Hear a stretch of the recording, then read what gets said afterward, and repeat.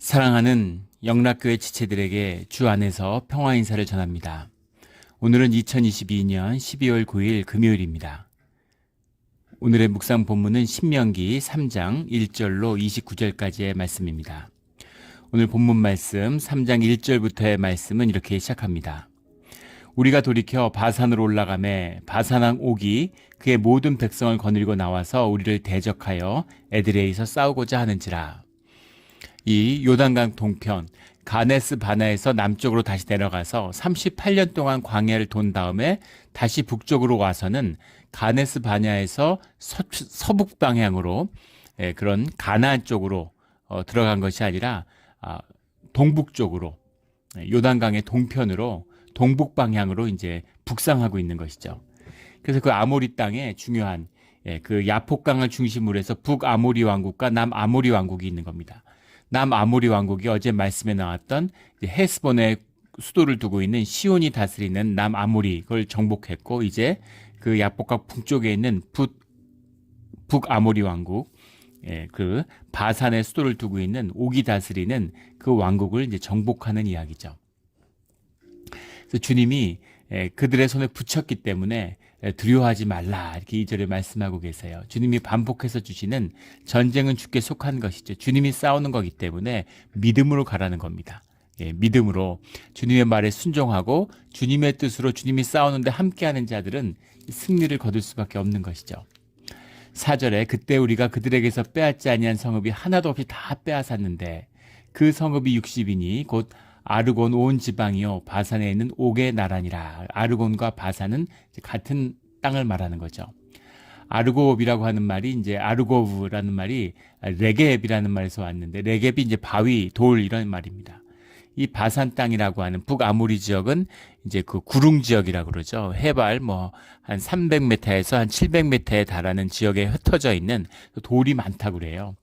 그래서 이제 소나 양을 먹이는 목초지로 쓰이는 것이죠. 그 지역, 근데 이 지역은 본격적인 그 팔레스타인 가나안 땅의 북부 지역을 공략하기 전에 경험하게 되는 예비적인 산악지대에 들어가기 전에 구릉지대에서 한번 싸워본 것이죠.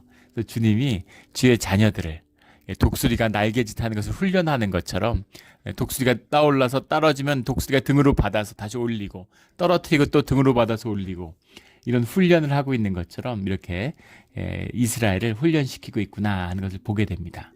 그럼에도 불구하고 이 승리의 주역은 주님이시죠. 5절에 그 모든 성읍이 높은 성벽으로 둘러싸여 있고 문과 빗장이 있어 견고하며, 성읍이라고 하는 것은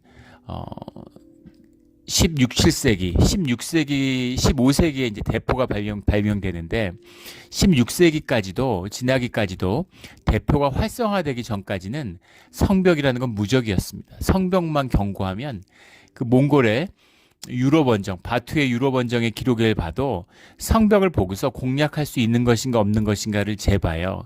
성벽이 견고하면 아예 공략을 안 합니다. 왜냐하면 성벽을 공략할 수 있는 방법은 성벽을 기어오르고 이런 게 나오지만 가장 중요한 방법은 성을 포위해서 고사시키는 겁니다. 우리 예전에도 우리 비유로 든 적이 있었는데, 예루살렘 성벽을 그 당시대 예루살렘이란 한 성이 저항하고 있는데 로마의 4개 군단이 왔습니다. 로마가 12개 군단에서 많을 때 24개 군단이 있은 적도 있었는데 로마 전력의 4분의 1이 왔어요. 그런데 그 당시 세계 제국이잖아요. 예루살렘을 함락시키는데 3년이 걸렸습니다. 그래서 그 시절에 성벽을 공략한다는 건 말려 죽이는 거죠. 식량이 다 떨어질 때까지. 그래서 처음에 오면은 물길부터 끊는 겁니다. 물을 끊어야 되니까 식량은 오래 걸리죠. 물길을 끊으면 이제 쉽게 이길 수 있는 것이죠. 그 가토 기요마사라고, 가등청정이라고 일제시대 때 그 임진왜란 때 한국을 침략해온 거기에 선봉장이었죠. 한양성에도 제일 먼저 입성했고, 그 뒤에 이제 가등청정이 함경도까지 올라가잖아요. 그래서 한국 왕자를 포로로 잡고 승승장구했는데 뒤에 패퇴를 거듭해서 울산성에 고립되죠.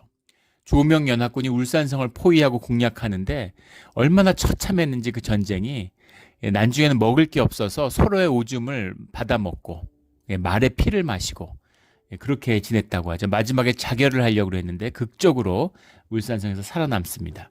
그 가토기요마사 일본으로 돌아가서 쌓은 성이 구마모토 성이죠. 구마모토 성에 가면 일본 최강의 성체라고 그래요. 중세에 지어진. 그래서 이제 조선에서의 이제 임진왜란을 경험한 다음에 일본식 성과 한국식 성을 이제 조합해서 만든 일본 최강의 성체를 만들었다. 이런 얘기를 듣습니다. 근데 재밌는 것은 그 안에다가 우물을 120개를 팠어요. 예.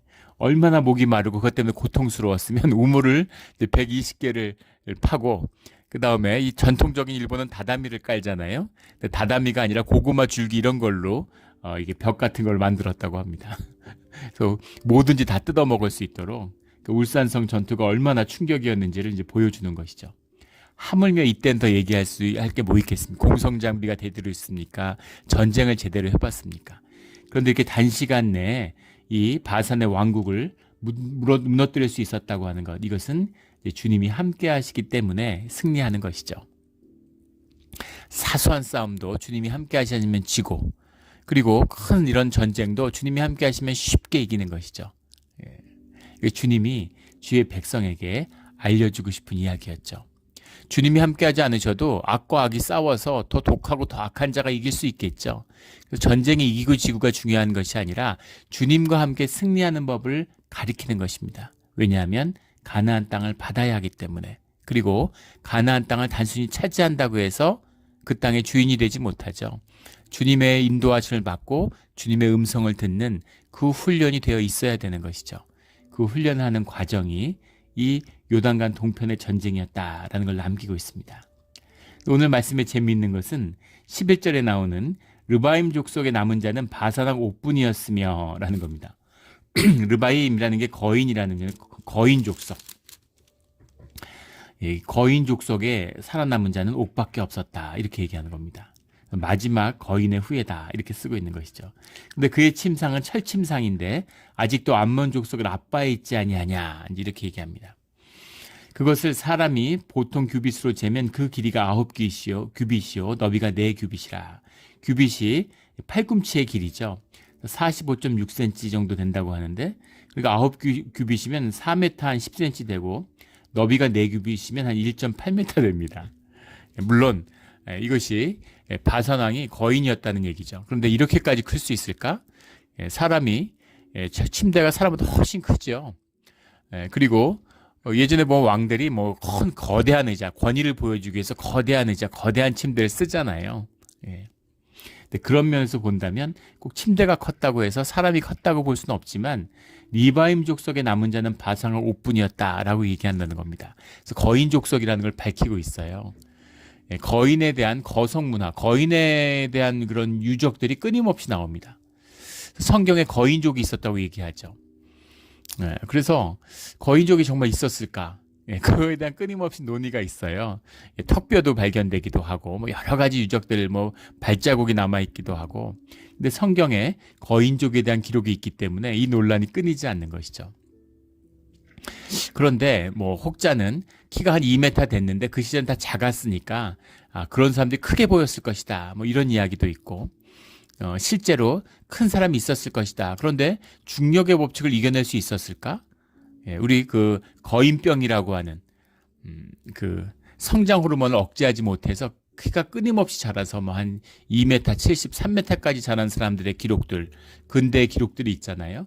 근데 그런 사람들이 제대로 움직이거나 운동 활동을 못해요. 그런 점에서 볼 때 거인이 있었다고 하더라도 이 사람이 전사로 싸울 수 있었을까? 이제 뭐 그런 이야기들을 하기도 합니다. 근데 아무튼 거인족에 대한 기록이 성경에 분명히 남아 있다는 것이죠. 그가 마지막 이 팔레스타인 땅의 거인족이었다. 이제 이렇게 이야기하고 있습니다. 이제 북 아모리 지역을 왕국을 점령한 다음에 그 다음에 이제 중요한 한 사건이 일어나는데 12절부터 나오는 요단강 동편의 땅을 르우벤 지파와 갓 지파와 므낫세 반 지파가 차지하게 되는 이야기죠. 이건 민수기 이제 32장에 나오는 이야기에 대한 이제 언급인데 이 동편의 땅을 르우벤 지파와 갓 지파에게 주었어요. 여기에 대한 얘기들이 나오지만 처음엔 그것에 대해서 반대하는 의견들이 많았죠. 그리고 뒤에 보면 여호수아의 정복이 끝난 다음에도 그 요단강 동편의 지파와 서편의 지파가 내전의 위기가 일어나기도 합니다. 그것처럼 그 당시에 경계라는 건 강이라는 것이 중요한 국경의 경계인데 요단강을 동서편으로 가른다는 게 한 민족, 한 나라인데 그럴 수 있겠느냐라는 데 대한 우려도 있었을 것이고 또 무엇보다도 주님의 말씀으로 가나안 땅을 받았는데 왜 여기다가 땅을 차지하고 너희가 남느냐 이런 이야기도 있을 수 있겠죠. 그런데 이들이 사실은 정해진 것이 아니라 루벤 지파와 갓 지파가 요단 동편을 차지한 다음에 이 땅에 남겠다고 이야기한 것입니다. 특별히 13절에 가면 므낫세 밤지파에게도 주었는데 14절에 므낫세의 아들 야일이 그 땅을 차지해서 오늘날까지 하봇 야일이라 불러오니라. 그리고 15절에 가면 내가 마길에게 길앗을 주었고 이런 얘기가 나옵니다. 므낫세 지파의 땅으로 주어진 것이 아니라 므낫세 지파에 속했던 야일 그리고 마길. 그 야일은 뭐 사실은 이제 족보를 따져보면 유다 지파에 속할 수도 있는 사람이죠. 친족은 유다인데 지금 정확히 기억은 안 나는데 야일의 그 고조 할아버지인가가 이렇게 이제 오게 되잖아요. 그 이제 므낫세 쪽에 이제 시집으로 와서 처가 쪽으로 이제 그걸 잇게 되는 이제 그런 사람이죠.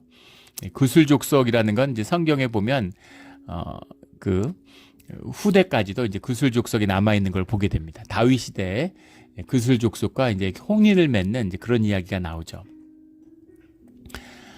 그 므낫세 아들 야일과 마길이 전쟁을 너무 잘해서 그 땅을 차지하는데 혁혁한 공을 세운 것이죠. 그래서 므낫세의 반지파도 이 땅을 차지하는데 함께하게 되는 겁니다. 그래서 그 땅이 주어졌어요. 근데 그 땅을 그들의 지파의 분깃으로 주어진 겁니다. 그래서 주님이 이런 사람의 뜻을 믿음의 사람의 뜻을 받아주신다는 거예요. 주님과 하나 되면 하나님이 사람의 뜻을 받지만 또 사람들의 뜻을 하나님이 받아주신다고 하는 거죠. 이것이 신앙의 중요한 비밀입니다. 이 인격의 교제죠. 주님이 인격이시고 우리도 인격이잖아요. 인격과 인격이 만나서 교제하는 것이죠. 인격과 인격이 만나면 늘 좋은 방향으로 좋은 인격이 안 좋은 인격을 견인합니다. 이끌어가요. 좋은 사람과 안 좋은 사람이 사귀면 안 좋은 사람이 좋아집니다. 이게 인격의 비밀이에요. 삶의 비밀입니다. 그래서 주님과 교제해야 되는 것이죠. 그런데 생각과 생각이 만나면 항상 나쁜 생각이 좋은 생각을 견인합니다. 악화가 양화를 구축한다 이런 얘기 있죠. 시중에 예전에 이제 금전, 은화나 금화를 썼을 때 금의 함량, 은의 함량이 좋은 게 양화고 떨어지는 게 악화잖아요.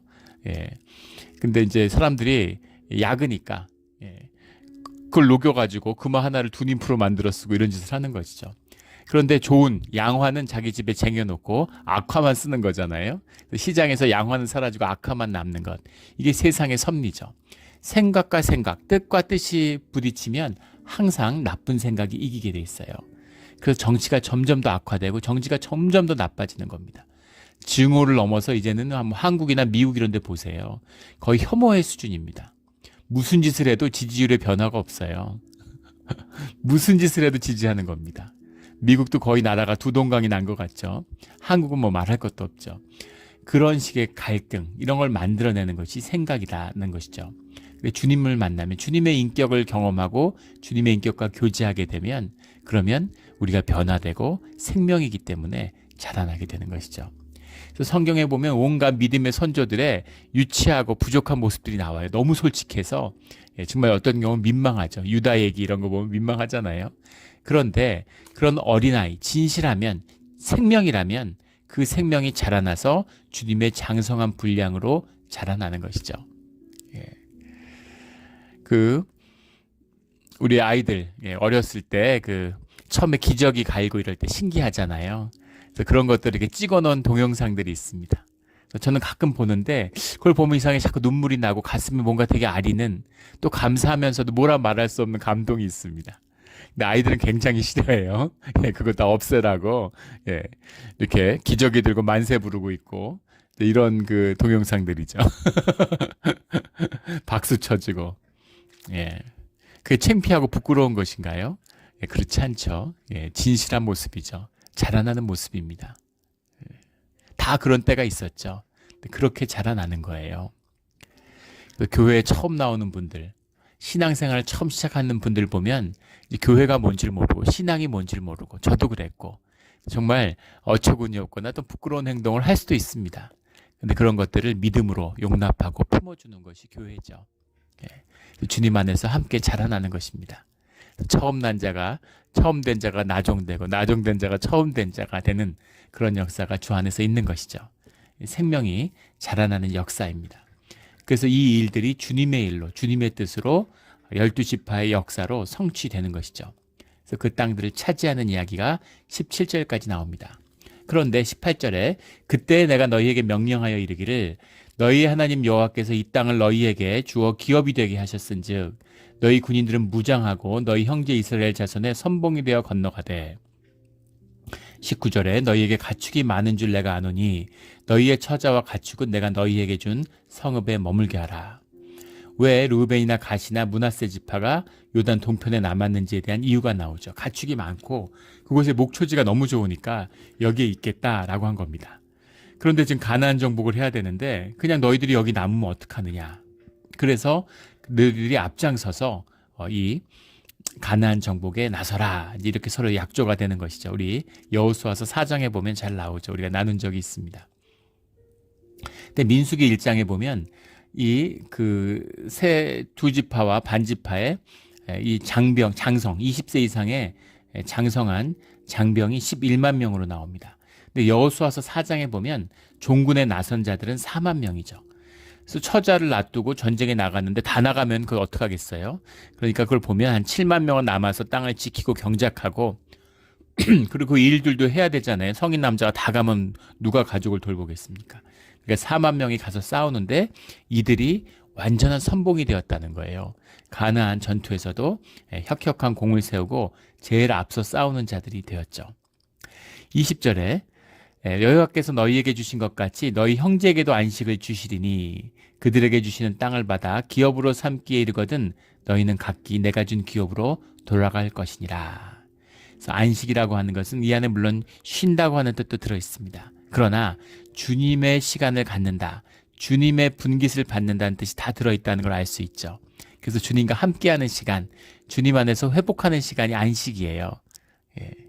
이 안식과 회개, 이것이 굉장히 주님과 함께하는, 주님께 돌아가는 중요한 비밀이 이 안에 있죠. 그래서 안식을 주신다라는 겁니다. 그래서 전쟁이 끝나서 안식이 오는 게 아니라 전쟁 중에도 주님과 함께하는 안식이 있는 것이죠.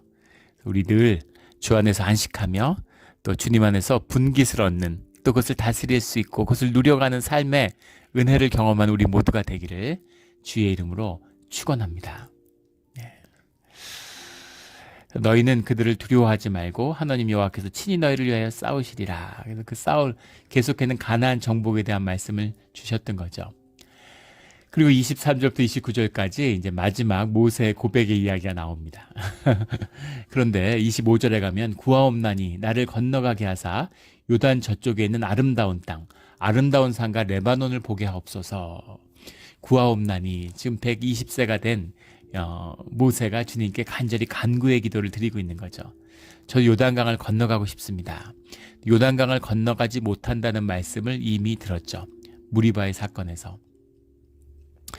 그런데 그 말씀을 들은 그 모세가 간구하고 있는 거예요. 간청을 하는 겁니다. 아름다운 땅, 아름다운 산과 레바논을 보게 하옵소서. 레바논은 해발이 3,000m가 넘는 산이 있다고 하죠. 그러니까 그 산들이 만년설이 있어서 눈 덮인 산이 보인다고 해요. 그 산이 1년에 걸쳐 녹아내리니까 얼마나 그 물이 풍부하겠습니까? 그러니까 백향목 나무 같은 것들이 쭉쭉 자라는 거죠. 백향목이. 굉장히 아름답다고 그래요. 그런데 그 광야에서 그 모래바람이 있는 광야길을 40년을 돌았습니다. 그 전에 40년은 광야에서 양소를 치면서 지냈어요. 그리고 이제 인생에 120년이 되고 평생 마흔이 더 처음 주님의 길을 떠날 때 들었던 그 약속의 땅, 그 약속의 땅을 눈앞에 두고 있는데 그것에 들어가지 못하는 모세의 심정은 어떻겠습니까? 그래서 간절히 구하는 거죠. 그런데 주님이 들어주지 않으세요. 왜 아브라함의 기도는 들어주시면서, 야곱의 기도는 들어주시면서, 요셉의 기도는 모세의 기도도 많이 들어주셨잖아요. 그 황금 송아지 사건 때, 금송아지 사건 때 이스라엘이 멸망할 뻔했는데 그것을 모세의 기도로 돌이켰지 않습니까? 그런데 왜 모세가 건너가겠다고 하는 이 기도는 주님이 들어주지 않으실까라는 거죠. 26절에 가면 그만해도 족하니 이 일로 다시 내게 말하지 말라. 주님이 이렇게 말씀하십니다. 딱 끊으신 거죠. 네 은혜가 너에게 족하니까 이런 걸로 기도하지 마. 이런 말씀이에요. 마치 그 고린도전서 후서에 나오는 12장에 나오는 내 은혜가 내게 족하다. 12장 9절의 말씀이죠. 내 은혜가 내게 족하다. 그 사도 바울에게 주는 주님의 말씀이잖아요. 몸에 뭔가 이제 가시가 있다. 뭐 안질이다. 뭐 간질이다. 뭐 여러 가지 그런 여러 가지 해석들이 분분하죠. 정확히 뭔지 모르겠지만 뭔가 육신의 질병이 있었어요. 분명히. 그리고 그것을 낫게 해달라고 기도했는데 주님이 끝까지 들어주시지 않았다는 겁니다. 네 은혜가 너에게 족하다. 그 병을 안고 살아라 이런 것이죠. 그래서 왜 그런 기도는 들어주지 않으실까? 왜 그런 기도는 들어주시지 않으실까? 그런 거죠. 주님이 들어주시지 않는 기도가 있고 또 우리의 은혜에 경계가 분명히 있다는 겁니다. 왜일까? 이상하잖아요. 26절에 여호와께서 너희 때문에 내게 진노하셨다라고 얘기하는데 사실은 무리바 사건에서 주님께 불순종했던 것은 모세의 문제이기도 했죠. 모세가 성질내서 그렇게 된 거잖아요.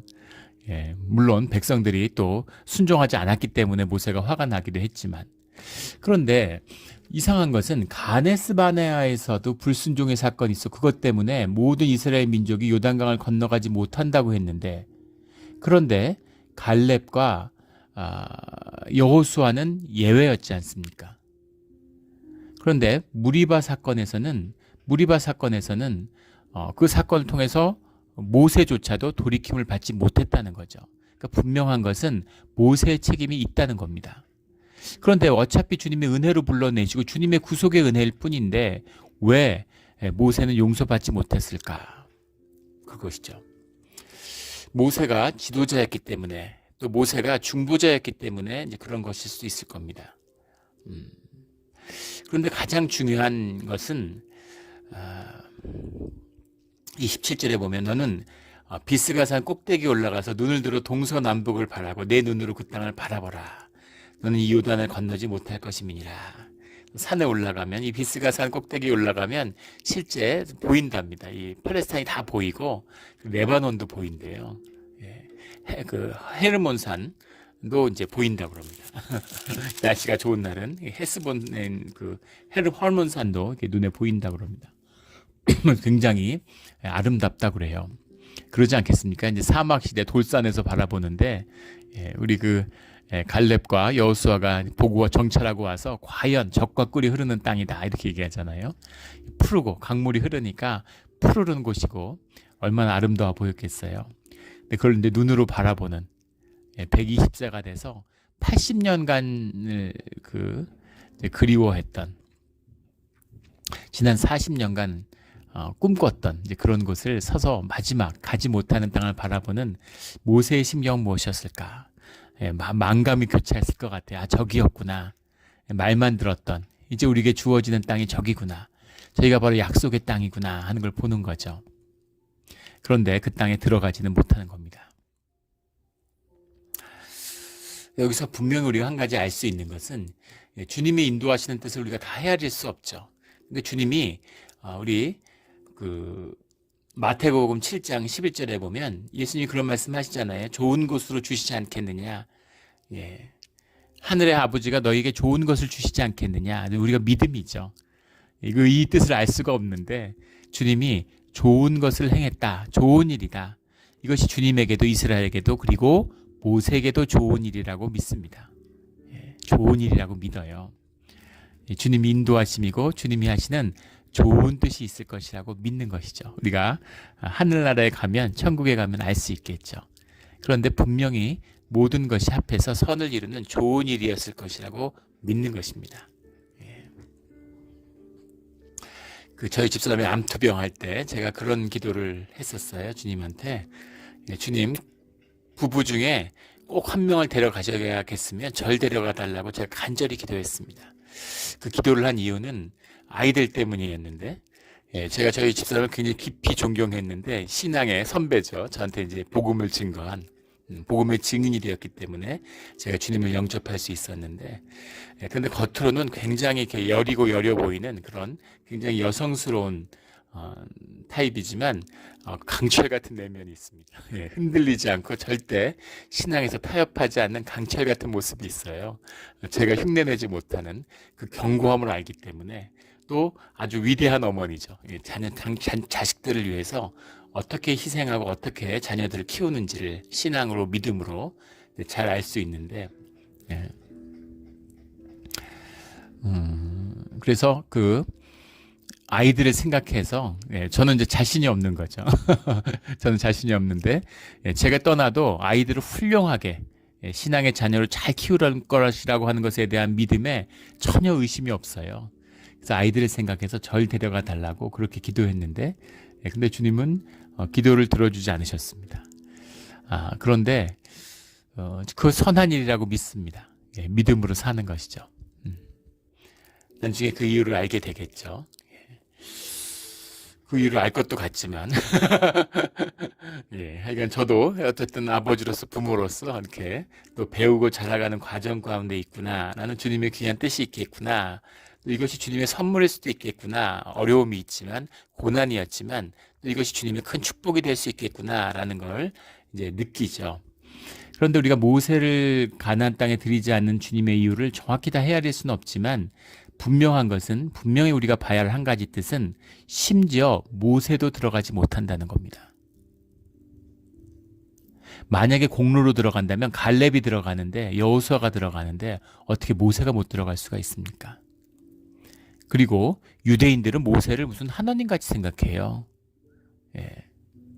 그런데 모세조차도 가나안 땅에 들어갈 수 없다는 겁니다. 그럼 그 뒤에 태어난 후손들은 다 죄의 자녀들인데, 걔네들은 뭔데 가나안 땅에다 때로 들어갔느냐? 이것이 주님의 은혜죠. 주님의 구속의 본질입니다. 주님의 역사일 뿐이에요. 우리한테 이유가 있어서는 아닙니다. 우리가 주님의 오로지 전적인 주님의 은혜고 십자가의 은혜라고 얘기를 하지만 알게 모르게 공로의식에 젖어들죠. 내가 교회를 이렇게 섬겼는데, 내가 교회에서 이런 역할을 했는데, 내가 주님과 이렇게 함께 했는데, 근데 그런 게 아니라는 겁니다. 오직 구원은 주님의 전적인 은혜고 주님의 구속의 역사일 뿐이에요. 심지어 모세도 가나안 땅에 들어가지 못했다는 겁니다.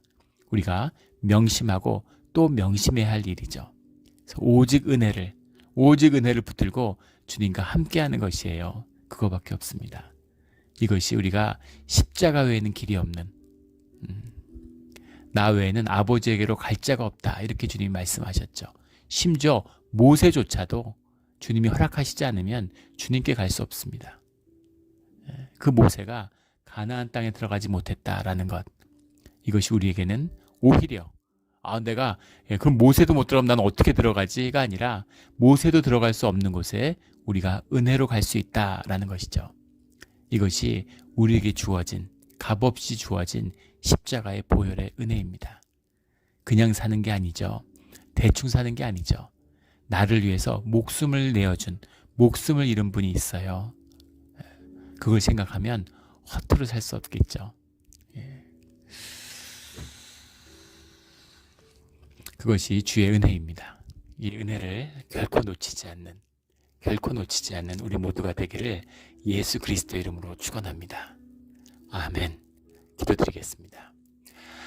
하나님 아버지, 감사합니다. 늘 주님의 말씀이 은혜입니다. 모세가 가나안 땅에 들어가지 못하는 것이 안타깝고 가슴이 무겁지만, 또 그 가나안의 복지가 우리에게 주님이 주시는 은혜로 주어지는 땅임을 또한 알게 하시니 감사합니다. 우리가 자격이 없지만, 준비가 되지 않았지만 주님의 길을 나섰습니다. 우리가 주님이 기뻐하시는, 주님의 영광이 드러나는 그런 장성한 분량으로 자라나서 주님을 기쁘시게 하는 날이 반드시 오는 줄 믿습니다. 오늘 하루가 또 그 출발과 그 과정이 되게 하여 주시옵소서. 감사하며 예수 그리스도의 이름으로 기도드렸습니다. 아멘.